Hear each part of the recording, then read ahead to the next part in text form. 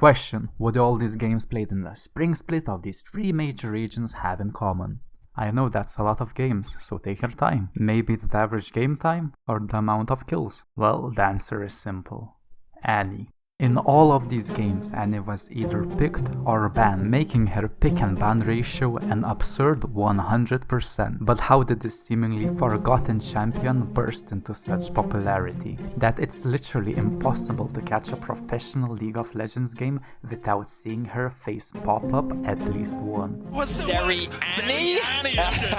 Not so long ago, her pick rate was abysmal. According to GOLGG, she was picked only twice in all of the major leagues and tournaments combined just last year. And it wasn't even the worst of years for Annie, because in Season 8 she wasn't even picked or banned all year long. And the last time we saw Annie have at least some sort of popularity in pro play was all the way back in Season 5, when she was banned 191 times and picked 321 times. That's 8 whole years of non-existence in pro play. So what caused this cosmical rise to popularity? To find the answer, we need to go back to patch 13.3, and it doesn't take long for confusion to arise. How did nerfs to Annie make her viable in pro play? I think Tyler Wynn's reaction sums it up the best. Did our patch notes team quit too, bro? Like, we can't even proofread this anymore? Like, we're this lazy nowadays, guys? I guess it makes sense when they also put Annie as getting nerfed instead of buffed. Just a small indie company, what can you expect? So, looking deeper into it, you can see that not a single thing about her was nerfed. Her passive was buffed, giving her a free stun at level 1, making her level 1 invades that much stronger. Her E, the main reason why she's so popular in pro play nowadays, was also buffed, giving her even more shielding power, lowering the cooldown and buffing the retaliation damage on her E. For those who don't know, attacking a target that has any shield on them inflicts damage on the attacker. Oh, and if that wasn't enough, now the ability not only inflicts damage to enemies whose basic attacks hit a target, but also their spells. And of course, you can't nerf Annie without nerfing Tibbers, whose health and resistance has got an AP ratio scaling on top of the base stats, and his movement speed was increased later on in the game. These changes took immediate effect as her win rate skyrocketed to mind-boggling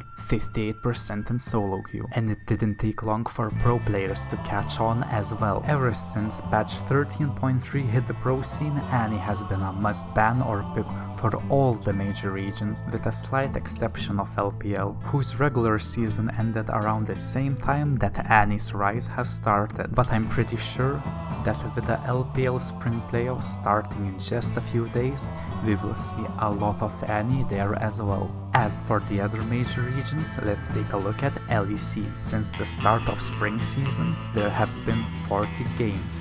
Out of those 40 games, Annie made it through the pick and ban phase just 7 times. And out of those 7 games played, she has won 5 of them, giving her a 71% win rate. In LCK Spring Playoffs, Annie is yet to make it out of the pick and ban phase, having been banned 17 out of 17 times. LCS Spring Playoffs tell a similar story, with Annie being banned 14 out of 15 times, and since she has won that game, her win rate is a perfect 100%. So what has Riot done to combat such dominance? Well, it didn't take long for the balance team to react. Just next patch on 13.4, Annie received nerfs to her base health, shield and ultimate, but it was far from enough. The main thing that makes her so obnoxious to play against, her shield, was only hit in retaliation damage. That is way too little to stop people from playing her. For an example, a staple enchantress support like Lulu, whose main job is to keep her allies shielded and safe, shields for roughly the same amount as Annie on all ranks. Combine that with Annie having 3 damaging abilities and retaliation damage from her E, and it's literally impossible for other supports and most of the AD carries to outrate her. Slap on an ulti that has the potential to single-handedly win a team fight, and you have an absolute monster of a champion. As fun as it is to see such an old champion like Annie get so much needed love, seeing her and Zeri dominate pro play makes the scene stale and bland. All the games in major regions are starting to look exactly the same, and I'm starting to wonder, when is Riot going to do something about it? If you have suggestions on how to fix the pro scene or any other input, comment down below. And if you enjoyed the video, make sure to subscribe and press the like button. It really helps me out. See you next time.